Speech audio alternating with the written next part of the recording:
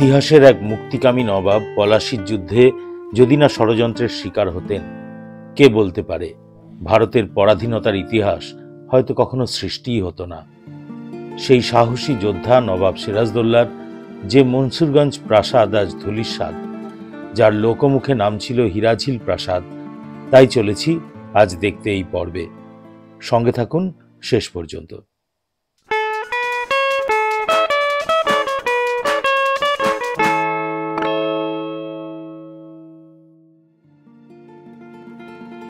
হিরাঝিল প্রাসাদের অস্তিত্বের স্বীকৃতি আদায়ের জন্য যিনি লড়াই করছেন, স্বপ্ন দেখছেন, সেই সমর্পিতাকে ভবঘুরে দীপাঞ্জন কুর্নিশ জানায়। আর তার সমস্ত লড়াইকে যিনি সবার সামনে বারবার নিয়ে এসেছেন, তিনি তো এমনিতেই আপনাদের প্রিয় মানস সিনহা। তিনি তার চ্যানেল মানস বাংলায় খুব বিস্তারিতভাবে এ বিষয়ে আলোকপাত করেছেন। আমি নিজেও ওনার চ্যানেলের সঙ্গী। হিরাঝিল নিয়ে নতুন কিছু বলার নেই, কেবল আমার চোখে দেখানো এই আর কি। মুর্শিদাবাদের ডাহাপাড়ার জগৎবন্ধু আশ্রমের খুব কাছেই এই জায়গাটি। খোশবাগ তো অনেকেই যান। সেখান থেকে মাত্র 5.5 কিলোমিটার উত্তরে ভাগীরথী নদীর তীরে এই প্রাসাদের ধ্বংসাবশেষ।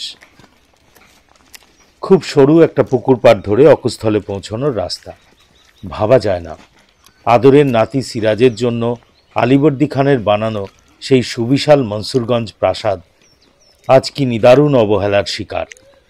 সমর্পিতা দত্তর উদ্যোগে এখানে বেশ কিছু কর্মকাণ্ডের সাক্ষী হয়েছে এই বাগানপাড়া গ্রাম। বেশ কিছু জনসচেতনতামূলক কাজ, কিছু সেমিনার, আলোচনা সভা, কিন্তু তার মধ্যে সবচেয়ে অন্যতম হল হিরাঝিল শহীদ মিনারের জন্য তৈরি করা এই ভিত্তিপ্রস্তর।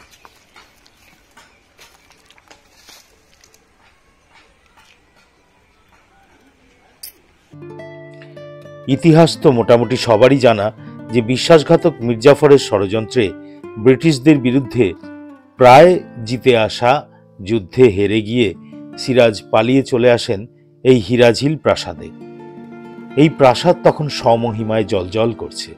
বহুতল প্রাসাদে 3টি গম্বুজ, রংমহল, এমতাজ মহল, দরবার মহল, কি নেই তাতে।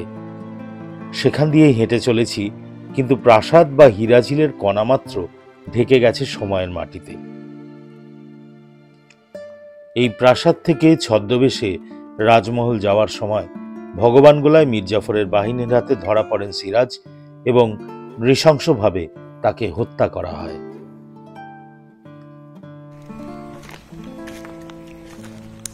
মনসুরগঞ্জ হিরাঝিল প্রাসাদ, সিরাজদৌল্লার প্রাসাদ। সেই প্রাসাদ আড়ে বহরে সাংঘাতিক ছিল এক সময়, কিন্তু তার কোনো অস্তিত্বই এখন আর নেই।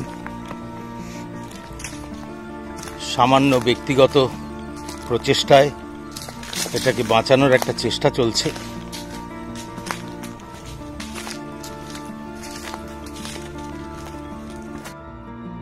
ভাগীরথীর পূর্ব পারে অনতি দূরে যে হাজারদুয়ারি, তারও কত আগে হয়েছিল এই হিরাঝিল প্রাসাদ। ভাগীরথীর পশ্চিম পাড় ছিল বন্যা কবলিত। দীর্ঘদিন ধরে নদীর জলে প্লাবিত হয়ে ধসে পড়ে প্রাসাদ। কিন্তু প্রশ্ন আসে, তাহলে ওপরের অংশ নিশ্চিহ্ন হয়ে ভিত পড়ে থাকে কিভাবে? তাহলে কি মির্জাফর ও ব্রিটিশরাই ধ্বংস করেছিল এই প্রাসাদ, সিরাজের স্মৃতি মুছে দিতে?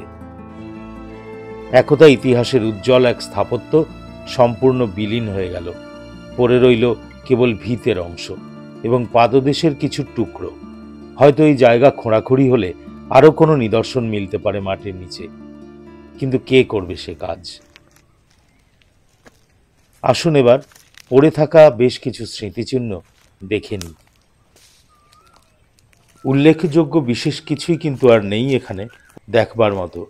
কেবল পাদদেশের এই একসারি স্থাপত্যের অংশ টিকে রয়েছে।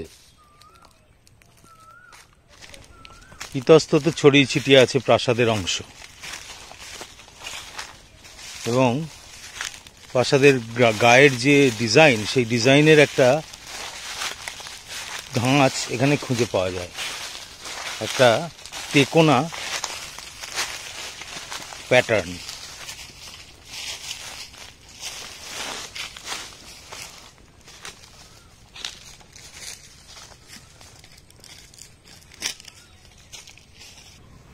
যেদিকেই যাচ্ছি সেদিকেই ইটের ভগ্নাংশ।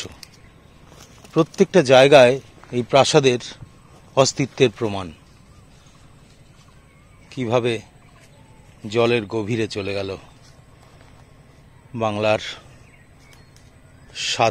স্বাধীনতাকামী নবাবের স্বপ্ন।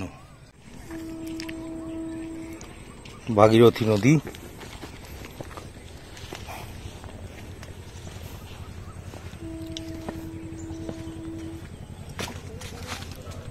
এই দেখতে পাচ্ছেন,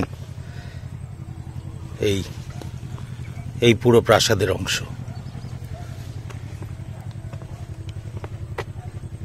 এইটা পুরোটাই প্রাসাদের অংশ। আর একটু ভালো করে দেখি, যেটা নদীর মধ্যে তলিয়ে গেছে সেই জায়গাটা এইখানে।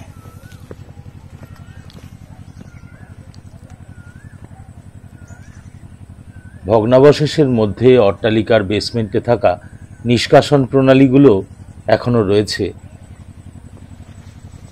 বড় আশ্চর্য লাগে এই ভেবে যে হয়তো এই জায়গাটাকে খোঁড়াখুঁড়ি করলে গ্রামের মানুষ যারা আছেন তাদেরকে তাদের ক্ষতিপূরণ বুঝিয়ে যেভাবেই হোক যদি এই জায়গাটা এক্সকাভেট করা যেত, আরও কত কি না এখান থেকে বেরোতে পারত।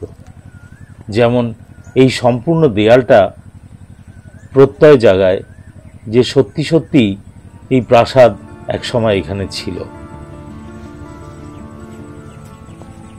সুবিশাল, সুরম্য, অসাধারণ এক প্রাসাদ। সবচেয়ে বড় কথা, স্বাধীনতাকামী, মুক্তিকামী এক নবাবের প্রাসাদ কিছু ক্ষমতালোভীর হাতে নিশ্চিহ্ন হয়ে গেল। স্বীকৃতি জোটেনি আজও। আমরা তবু তাকিয়ে থাকব, এই প্রাসাদের অস্তিত্ব প্রমাণিত হবে একদিন। হীরাঝিল হীরের দ্যুতি নিয়ে পুনঃপ্রতিষ্ঠিত হবে ইতিহাসের পাতায়। ধন্যবাদ সকলকে সঙ্গে থাকার জন্য। দেখা হবে আগামী পর্বে। ভালো থাকবেন সবাই।